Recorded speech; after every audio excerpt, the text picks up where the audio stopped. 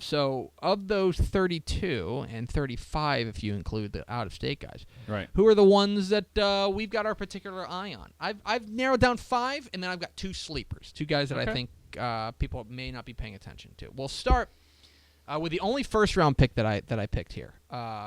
He goes 24th overall out of Houston, and really out of Trinity Valley Community College, but Houston and Wheatley, William Jackson III, the corner out of Houston. He goes to the Bengals 24th overall. I love the situation he's walking into because I think it's very similar to the situation he played in at Houston, where Houston had this dynamite secondary. In fact, the fact that Trevon Stewart, now that I'm mentioning it, didn't get drafted is a little crazy. But anyway, William Jackson III, he played. He was part of what was a very well-oiled machine. He did not have to be the guy. Right. And I think that's a similar situation that he's walking into in Cincinnati. They've already got an excellent secondary. He's going to be kind of plug and play, be the next guy that can help keep the trains on time. Yeah. I really like the situation that William Jackson III is walking into in Cincinnati. I think he's got a chance to be a real impact player. And then, second round, the first pick of the second round. Oh, you like this one. I really do. And you were saying the Cowboys really missed. I was listening to the draft. Yeah. I was listening to the local coverage of the draft. Right. And after the Cowboys, for some reason, took Ezekiel Elliott in the first round, I was like, okay, they're definitely going defense the second time around, and they need a pass rusher badly. And I was thinking, man, you know who's still on the board? Mm-hmm. Would be this guy, and he ends up going first in the second round to the Browns. Emmanuel Ogbah, the defensive end out of Fort Bend Bush in Oklahoma State. This guy was, you could say, he was the best pass rusher in the Big 12 for like 2 consecutive seasons. Oh, for this sure. guy was a freak. Yeah. He was really, really good. 6'4", 275. He can start right away for the Browns, and God knows they need help, but. I thought Emmanuel Ogbah at 32 was a great pickup for the Browns, and if you're the Cowboys, you're going, golly, I can't believe we missed on. And then the Cowboys went and they took a guy who may not even play. Yeah, Jalen Smith, the linebacker out of Notre Dame. That was a real head scratcher. So we're going further down the list here, and but I have to point out you've already left Mr. Corey Coleman off your list. Now, surely there will be a few Baylor fans going. Oh, I think he's great. He's great. What the heck? I think Corey Coleman's going to be great, but he's got to have a quarterback first.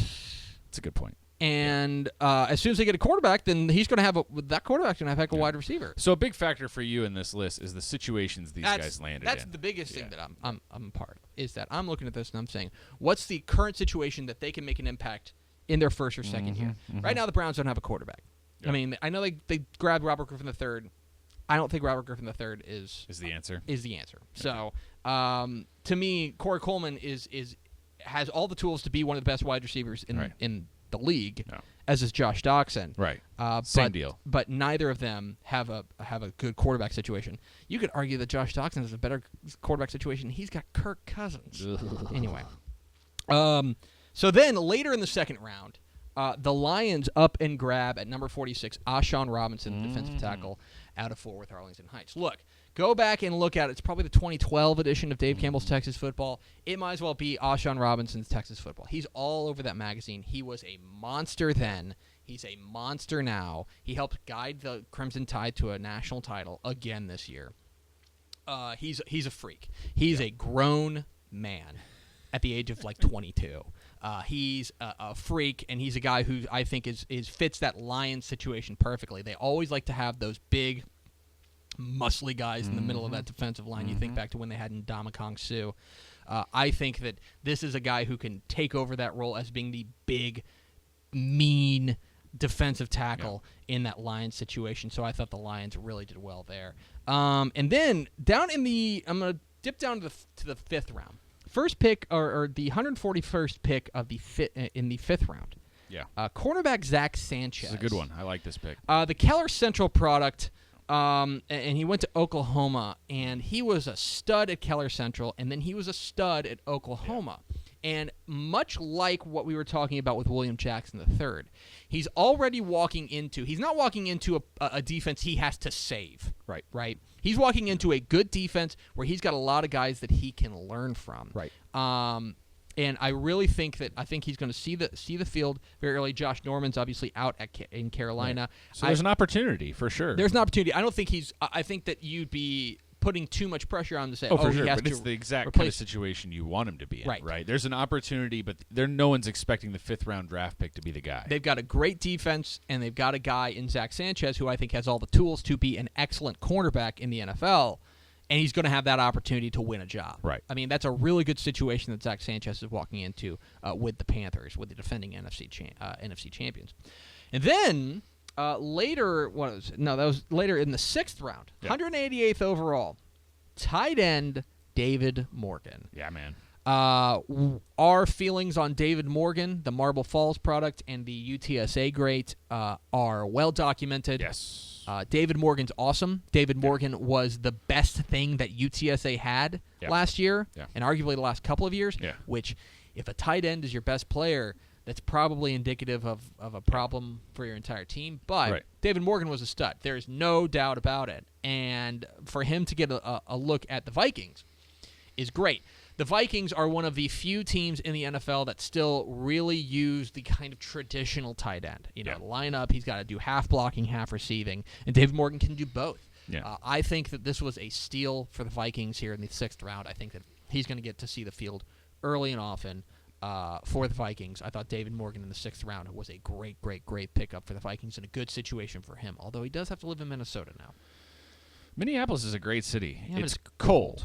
It's cold. I don't like the cold, but Minneapolis is a great city. Like at this point, if you're in the NFL draft, aren't you hoping you get drafted to you got to be hoping you get drafted to the Chargers, even though they're about to move. Sure. But, yeah. And then I want to highlight 2 sleepers, 2 guys that maybe I think went later than we all thought they were going to go, but I think have a chance to really make an impact. The first one here you were talking a lot about before the show. Boy, how did Joey Hunt slide all the way to the back end of the 6th round? Size, right? I mean, it's got to be. He's only 6 foot. He's only 6 foot, but Joey Hunt was the heartbeat of that. I mean, say what you want about Trevon Boykin and Josh Doctson and all the weapons they had.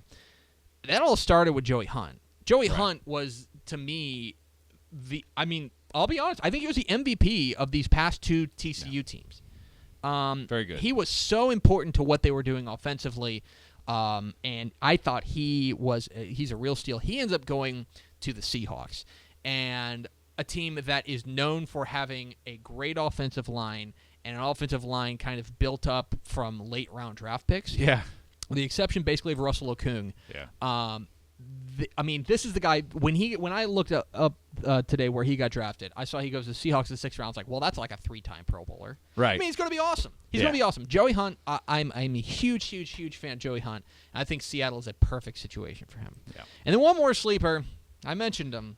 Everybody's favorite punter. He went 179th overall. I think that's the front end of the 6th round or the back end of the 5th round. I don't have it in front of me. Old Drew Kaiser. For Heisman, maybe. Kaiser Laser. Didn't ever win that Heisman. No, but he should have. Should have. Drew Kaiser. Someone check the votes. Go look. I'm serious. And everyone's kind of laughing like, oh, punter. What's so big deal? He was great. He was unbelievable for A&M for like 3 years. Thunderbolt for a leg. That guy was awesome. I got nothing bad to say about Drew Kaiser. He ends up going to the Chargers. It didn't matter where he was going to go. He could have gone to a team with the best punter in the league, and I would have been like, all right, got a steal right there. Got a backup punter, the greatest backup punter in the history. Greatest. No, I think that I thought Drew Kaiser going 179th overall to the Chargers out of Cuyahoga Falls, Ohio. All that matters in this situation is a punter got drafted. Yeah. He's pretty good. Look, he got drafted, and then in the 6th round, a deep snapper, the Baylor deep snapper, Jimmy Landis out of Tyler Lee got drafted by the Lions. I like to see those guys get drafted.